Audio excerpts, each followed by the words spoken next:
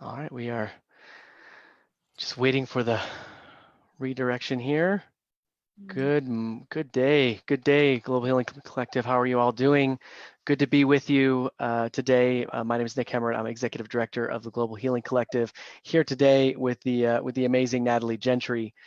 Natalie and I have had the opportunity to meet each other at our local Insight to Impact events.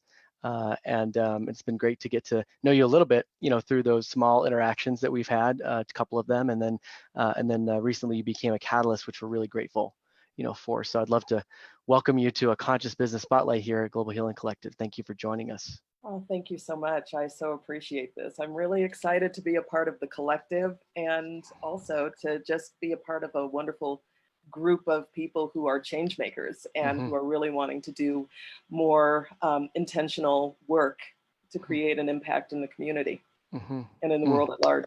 Yeah, and we're having a great time doing that. Yeah, it's been really cool to see how the last few years has unfolded for the organization. And we just recently came off of an event in October, and we're kicking off something here in January. But it's just great to continue to see the aliveness that happens at the events, and then how that transforms into to our online work. So I'd love to kick off our conversation today with Natalie, with what inspired you to begin building and creating what you do now, the work that you bring to the world. Tell You us a little know, about that. okay. Well, I think that my work found me, to be Mm, honest with you. mm, And um, I think, yeah, when I went to massage school, what I knew was that I wanted to help people heal. mhm, mhm, I also wanted to teach myself how to take better care of myself. mhm, And I also went with the idea that I wanted to help people to heal in a way so that parents would be nicer to their kids. Um, what I didn't realize while I was there was that there is an emotional component to the physical work that I do. mm, Um, and let me back up and say that I'm a whole health practitioner. mhm, So I do the work that I do is, or how I show up as a whole health practitioner, is through offering massage therapy, primarily Mayan abdominal massage, through mm, breath coaching, through movement facilitation, and also through whole health coaching, mm, which helps to connect people with the emotional parts, um, emotionally to what's happening with them physically. mhm, Um, and the reason why I've blended all of that is because that is when I started doing this work and when I started out in massage school, what I found was that I was healing myself just through touch, and I was building an awareness of not only how I feel in my body, but really sensing that there was a connection between the emotions and the physical mm, aspects. mhm, When I was in massage school, the big saying was, "Your issues are in your tissues," mm, and um,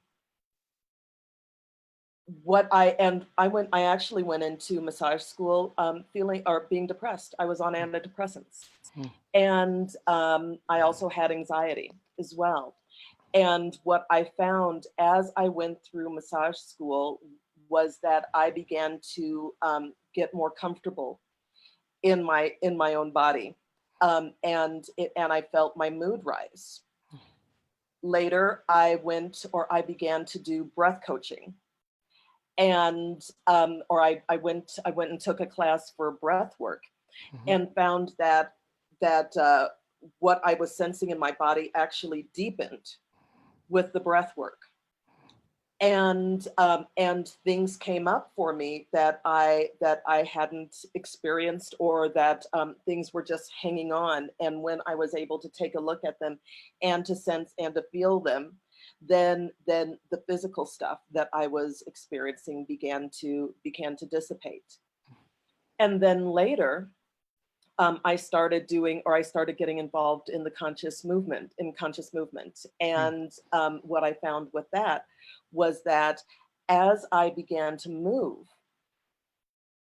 I was better able to express myself in different ways, or in ways that I was fearful of expressing myself as. And what I realized was massage helped me to become aware of my body. The breath work helped me to deepen that awareness, and the movement piece helped me to actually begin to express myself, um, and be an expression of the truth and the authentic part of who I am, both the good, bad, and the ugly. Mm-hmm. Because there have been times where I've danced and I have felt fear. Mm-hmm. There have been times when I've breathed and I felt anger, and all of that stuff. All of these pieces have helped me to connect more completely to the essence of who I am. And so when I work with people in coaching, it just being able to verbalize it, and just verbalize it and make and say, oh, I'm aware that this is happening. Oftentimes, that you can start putting pieces together. It fits together like Tetris. Mm-hmm. Yeah.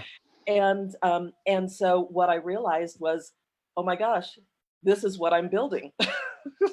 This is what's developing in front of me. And when I really sat down and thought about how do I work with clients, this is what I realized is what I do. I really help people to return to themselves through the sensed and felt experience. And I think it's really important for us to bring the body back into the conversation when we are talking about healing, because a lot of times we get disconnected from, or when we think about how do we heal, it's often what do we think, and what do we do regarding therapy, and how do we talk through things. Mm-hmm. But if we can bring that awareness of what's going on in our body, like say, if I'm feeling the fear, or if I'm Mm-hmm. feeling resistance, when Mm-hmm. we can address that, that we can remove that layer to get Yeah. further in our healing. Does that make Yeah, sense? absolutely the lens that we look at our current circumstances and situations is the lens that we often find the way to heal through or not heal through, and so whether that lens looks at these situations as awakenings to something to pay attention to, or as something to push down, as something to move towards or something to move against.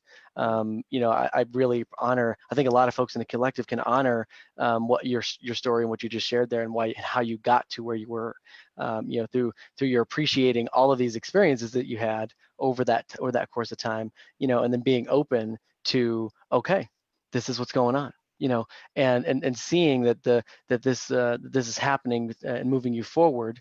Although, I would venture to guess that at this point in your work that it's I always wonder what people feel about when they feel about fear, and how they look at a negative emotion, maybe it be anxiety, maybe it be nervousness, maybe it be fear, and how do they how do they frame that for themselves? Because if they frame it in a place of like, this is what it is, you say, like you said, it's that thought, driven piece. But if they find a way to process, to move through it, to journal about it, to talk about it, to even use words, is a great first step. And so I just really appreciate I think a lot of people can appreciate what you're saying there in the work.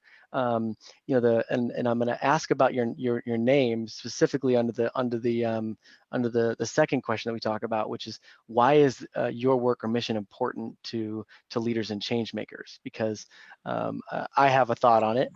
I'd love to hear, the idea of where that kind of came from, the name, as you chat about, like, as you continue to share more about why your work and mission is important to change makers and leaders. You know, I think the reason why I think that my work is important to change makers and leaders is because I think a lot of us are here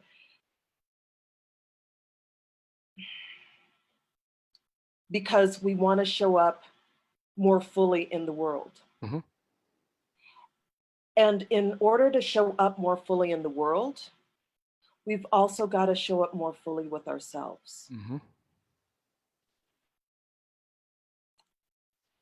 I'm here to heal. I'm very clear on that. And I mean, that has been who I have been since a child. Mm-hmm. I'm here to help. I'm here to help people to see the beauty of who they are. Mm-hmm. And when we can relate more fully with who we are as individuals, and when I The can good, the feel, bad, and the ugly, as you said oh my earlier. God, Yeah, oh, yeah, yeah, absolutely. yeah. I just want to insert. I want to insert that at this moment, right? Yeah. So sorry. Yeah. Continue, please. Yeah. Yeah, when we can be more comfortable with who we are, all of it, Mm-hmm. then we can be more comfortable with how we show up in the world. Mm-hmm. We can be more comfortable with how we show up with other people. Mm-hmm. And the thing that I have loved has been that I can see it now. Mm-hmm. And I think that's why I feel like I'm so ready to be I'm so honored to be in this space in my life, because I've got a history of experience, and I can see, you know, A leads to B. This is what has or when I have felt that fear, or when I have felt that shame, or when I have felt Mm-hmm. all of the things, Mm-hmm. then this is what has happened. And when I can address all of those and Mm-hmm. actually even express that Mm-hmm. this is what I'm feeling, what ends up happening is, there are other people who feel, who I find have felt the same way and have had the same struggles. Mm-hmm. So I feel like like there's more of a community. Mm-hmm. And I also, being able to speak it also allows for me to feel less of the anxiety and less of the heat Mm-hmm.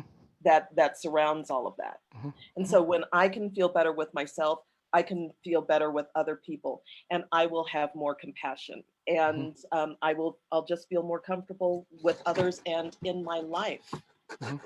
more Yeah, and fully. well, what's really fascinating to me, as we continue to chat with catalysts and people in the collective, is the idea of this kind of counterintuitiveness to the comfort uncomfort, to the, to whether like I said, it's a moving forward feeling, or it's a call against, an intuitive, let's move, let's talk about this, let's get this out of ourselves, or should we just, kind of keep it within. And so I really appreciate that, you finding that way to bring that work, through all of your experience into this world. And when I heard your name, what came up for me was that, I think many change makers and leaders are in a place where they know who their self is. Mhm. And I'll say that with a capital S, like they know what their self is, and some might call that self truth with a capital T. Some might call that their essence. Some might call, what's them at their core, right? And and as we experience things and do things and go through life, and even when we do, processing and things like, work with people such as yourself, we may get sidetracked on thinking, well, that's uncomfortable, so I shouldn't move that anymore, right? But the work can be revealing, and it can be a revealing source back to that self, that you went into business for, because you were a change maker leader, because you wanted to see more of what you really deeply get your core at yourself with a capital S wanted in the world, right? And so I honor you seeing that for a long time, and following those nuggets along the way, to go to a variety of these educational places, to go into business for yourself, to go and to follow that intuition, because I think that's a really cool, it's a really freaking hard thing, but really cool thing. And so yeah, like yeah. Yeah, well, I think a lot of the struggle that people have is that, we go to I think we've set ourselves up for thinking, how do we achieve, how do we progress? Mm-hmm. And for a long time, we can do that, Mm-hmm. because we go to school, we go to college, we get the job, and we do all the things. Mm-hmm. And then what I'm also seeing is that for a lot of people, they may hit a period of time where all of a sudden everything that they've built their lives on and that they've built their beliefs on actually begins to develop cracks. Or I should say for a good number of people. Yeah. And it can come in the form of an illness. It can come in the form of, like, say, a divorce. It can come in the form of kids leaving home. We talk about the midlife crisis and everything. And what I see that as a second birth. And I see that as our opportunity, if we really want to sit with it, to say, okay, all of these things are happening. How do I want the rest of my life to be? Have I been living somebody else's life, or am I really living mine? Yeah. So. How have you seen your work, not only a Global Healing Collective catalyst, but in your work, you're a catalyst, because, when people are coming to you, you're giving them the space to actually catalyze, something for themselves. You're giving them a conduit, a space, a journey, a path, to be able to catalyze that. How have you seen your work be a catalyst and create a ripple? How's that happen for you? How I have seen it create a ripple. I've worked with a number of women who have had challenges with getting pregnant. And they were at a point where they were just thinking, I'm not going to be able to get pregnant. And after working and realizing some of the hooks that were getting in their way, and recognizing that there's a connection between those emotional hooks and what was going on with them physically, they were able to get pregnant. How I've also seen people who have dealt with digestive issues, begin to recognize what happens in their bodies when they get stressed out. And so they've been able to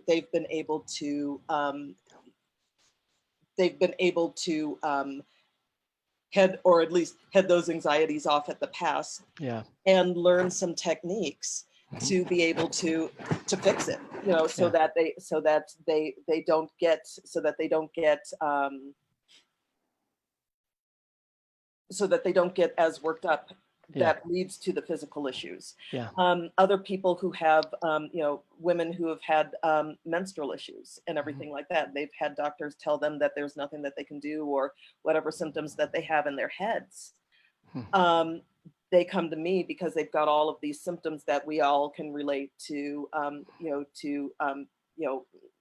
periods with, PMS, the anger, the emotional roller coaster, the deep pains and all of that stuff.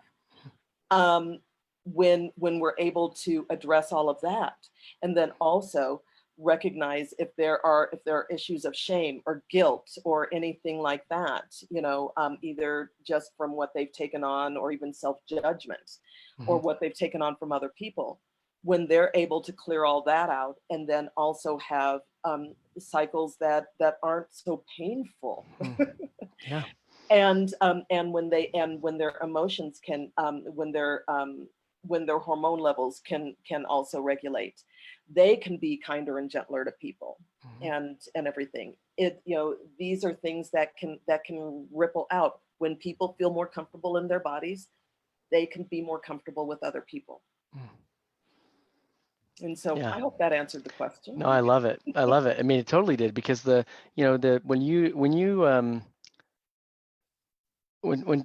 folks in the community who are honoring the call that they've had in their work and their life and their passions, and the impact that they want to make, there's a lot of things that can, it's a path, and there's work that has to be done, right? And so to hear, how you've, come through this process and come to a place where the work has that level of impact is powerful. It's really powerful, to know that, I myself have been in situations where people have told me that there's not solutions to things, right? And so, not in the medical situations you've talked about, but I can resonate with that experience of, being told, you know, you'll need to figure it out, or there's nothing for you, right? And so, to have that space, that's a ripple. I mean, to have that container made where people can come and have some conversation, learn some learn some new skills, and learn how to process, for that return to themselves, for that return back to who they know they are, probably on the inside, but might have just forgotten, Yeah. right? And when you go through those things like you just explained, I think it's really simple for people to forget who they are and forget who they are in their core, because there's just so much happening, that can kind of revolve around some of those really big issues for people, whether it be, the menstrual cycles, pregnancy, eating. I mean, like, Yeah. these are all things that are very much at the core of a human experience that people want to go to. So, I mean, those are really great ripples, Yeah. that extend out from your practice. Yeah, and even with back, yeah, I work with a lot of people who have back issues as well. Hmm. And interestingly, there can also be a lot of things that can be associated with back issues. And when people can address those, and when people can kind of figure that stuff out, then a lot of times things unwind for them as well, Hmm. and that's glorious to see. Just to be able to see somebody not deal with pain anymore. Hmm.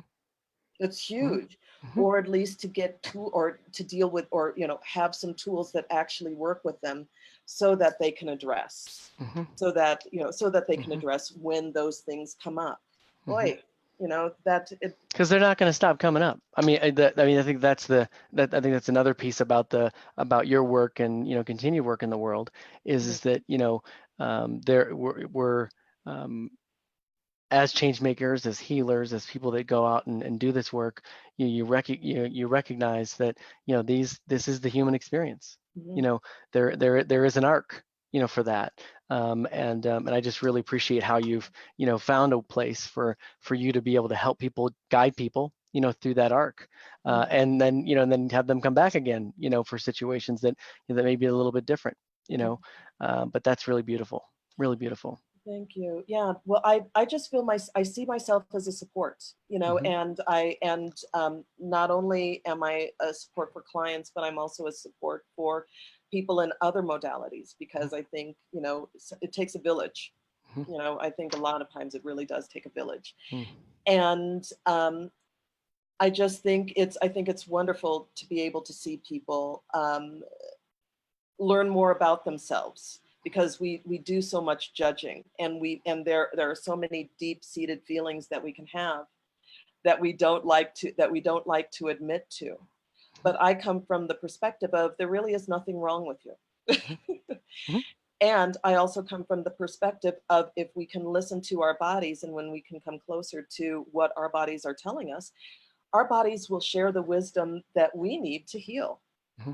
We just need to be able to understand what our bodies are sharing. Hmm. And so, Hmm. Yeah. The question that comes up for me is that, you know, what if you were perfect right now? And what if you could become even more, and find more perfection in in your world? Because you get, like you said, you get stuck in that judgment of, like, I don't know if I need or could or could, possibly move into something better for myself, or feel better about this pain, or get past this really big challenge that I'm facing, right? And again, it feels counterintuitive to want to go a little bit deeper into some of that, to explore it, to look at it, to meet with someone, to talk about it, to like that could feel, uncomfortable. It could feel, bring up more pain, but the opportunity for folks to find that outlet, it's got to be a really great reward. It's got to be a really yeah, great reward. Yeah. yeah. You got to what feel it to feel yeah, it. got to feel it to heal it. Issues in the tissues. We're gonna come back to that. Oh That's gosh, that, that's I'm full of bumper stickers. that's coming in. That's coming back in the share. I'm telling you. The what so what asks do you have for Global Healing Collective community for the folks that watch this? You know. Hmm. I think a big ask that I have for the collective is to, if what I do resonates, then please share. Because it's really important to me. It's really important to me to really help people to reconnect with their bodies. Not just on a way to help us feel good, but really in a way to really help us know ourselves more and more deeply, with no expectations and just allowing what comes up to be revealed.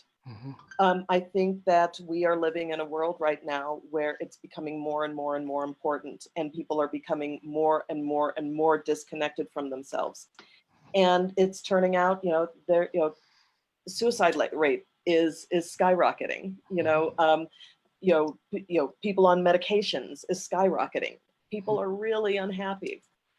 And so what I really want for people to do is, really consider that the body and how we connect with our bodies is just as important as how we connect in other ways. And if people want to have a conversation with me, fantastic. I'd be happy to share more and to hear more too. So that would be my big ask, to share this work, and also the importance of being in the body more among the people that the group knows. I'm gonna do a little bonus here of question, because I have a question that I want to follow up on. But usually I would say, hey everybody, thanks for joining us for this Conscious Business Spotlight with Natalie. But if you want to stay tuned, you'll get some more good stuff. So I'd love to talk about movement for a second. And, as a man, this idea of movement can be seen, at the surface to be, okay, I'm going to go learn to dance. But I know there's more than that. I know that, exercise is movement. I know that there's a variety, so I'd love for you to just kind of maybe go into a little bit about movement, if you're willing to do that. I'd love to just kind of, just for people to get a perspective on when we talk about that movement. Yes, there is a little, you made movements as you talked about it, which was great. And my thought went right to, oh man, I gotta like do that all the time, and that feels weird, so where am I starting at? What's my entry level? Am I doing enough movement? Like, you made me think about it, where it might be, might not be, you might not feel comfortable. We'll just say it that way. Right. for that. So let's chat about that for a second. Exactly. Yeah. Well, thank you so much for asking that question. And I'm grateful that you did, especially as a man. When I say I do conscious dance facilitation, I need to be very clear that yes, yeah, there will be music playing. And well, actually, we dance all the time. Our life is a dance. Just you and me having this conversation, on a level, it's a dance. And when we talk about movement, it's just a form of expression. And I think a lot of times we get caught up in needing to move in a certain way. The beauty of conscious movement and conscious dance is helping us to just connect with our own authentic way of moving. We all have our own ways of moving, both on and off the dance floor, on the dance floor and in life. And when we can connect more with how we move, and get comfortable with not only just experiencing it, but also being seen, then that also ripples out too. Interestingly, we knew how to dance and move when we were children. When you think back to when you were a child, would you like hear something on Sesame Street? Yeah, totally. Yeah. And I then, mean, I hear stuff on Sesame Street with 2 kids right now, and I do it. oh So, my God, yeah. yeah, So, I might be the anomaly, but hey, oh my but God. no, I mean, I love it. I mean, yeah. Yeah. And that's the beautiful thing. That's where you start. Mm-hmm. And when you sit there and say, yeah, I'm moving, but then I wonder if I'm doing this correctly, and this feels uncomfortable. Fantastic, because you're building an awareness. It's like, okay, yeah, this feels really uncomfortable. This scares me. Oh my God, did somebody just see see what Yeah. I was doing? Yeah. Yeah. But the beautiful thing is that when you can become when you can sit with that discomfort Mm-hmm. and still move anyway, Mm-hmm. all of a sudden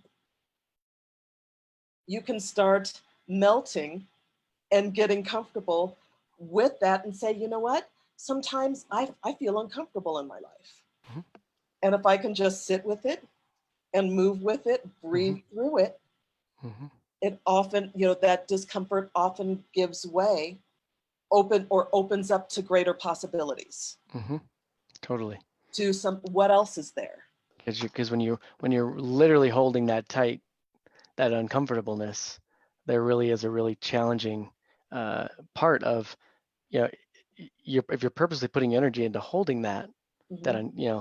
then you're putting your energy there. Yeah. Whereas if, like you said, if I gradually, start to move, I might actually get an opening, and I might start to move a little bit more, and my energy is going into that, right? To that possibility, to that, to what, what might have felt comfortable at some point, to not this, you Yeah. know. I mean, just for me, an a practice that I enjoy is the tensing of my muscles, everything I got laying on the floor, and Yeah. then releasing that, because it gives me the opportunity to be able to experience, you know, what I what that would look like if I continue to do something in a calf or somewhere else. Like if I continue to hold that, like why would I want to use all my energy to hold that so tight as opposed to use my energy to just letting it be what it is, Yeah. right? And again, counterintuitive and I use that word, just to give another frame of reference to folks, is that what I hear from you is that you don't want people to get to the pain threshold, and your ask is for people to not go to the pain threshold. As a healer, as a place, in, when I say that, I mean go to like the absolute like 10 of Mm-hmm. pain Mm-hmm. before you start to begin to, open yourself up to the possibility of movement being something that you could do at a pain of 1 or pain of 2, so that you can, get in the flow and get in the movement of releasing of the physiology of looseness, of kind of, bringing about what is possible, as you Mm-hmm. said. So really beautiful. Yeah. And it can be joy filled too. It's just about really allowing what's there to be Hmm. there, Yeah. and to build an awareness. Hmm. It's just another way to build an awareness, Yeah. and to challenge and say, well, okay, this may be what you thought it might be, but Hmm. what if there's Yeah. something else available to you? Yeah. Yeah, and I want to be clear when I made that comment about the pain threshold thing is that, this is not, you know, uh, you're not saying is this is going to eliminate everything. Mhm. If something continues to happen, then go and, then go and do something more. I think that, when people hear about healing practices, they can get into a place of thinking that they just keep doing it, you know, and they're 5 weeks in and it's still happening. Okay, yeah, you've done some other stuff in that 5 weeks if you've consistently done your practice and things like that, but we're not asking people to stay in it. or Mhm. if you that's why they go to work with people such as yourself, so that they can have that feedback loop to know that, yeah, it might need to do a different move. You might need to journal about something. You might need to open yourself up to something else. So Oh Yeah, yeah. this really cool. Yeah, Yeah. Did that answer your yeah, question? it's great. Yeah, it's Okay. great. I mean, yeah, I think about when you shared that you were going on a movement retreat, Mhm. I was like, that's great.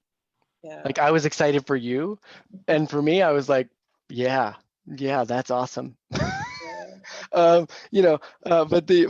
And it's beautiful, right? Like I just went on a meditation retreat, and you may say to me, great, good, I'm glad you went on a like you have maybe similar things. The point being there is that is do something that allows you to do the work in a way that's that you said it's authentic. It's an authentic way for you.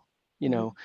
You said that just come and find your own ways of the authentic movement. Yeah. Whether that be through whatever practices you choose, whatever ways you go about deepening, and also go see Natalie as well. So, but yeah, great. Thank you so much for that extra little bonus piece. Oh my God. Well, thank Um, you so yeah, much. yeah, yeah. It was great. I really appreciate the opportunity. And till our next conscious business spotlight, and we'll see you more around the community here. That sounds All right, perfect. Thanks so all much. right. Be well.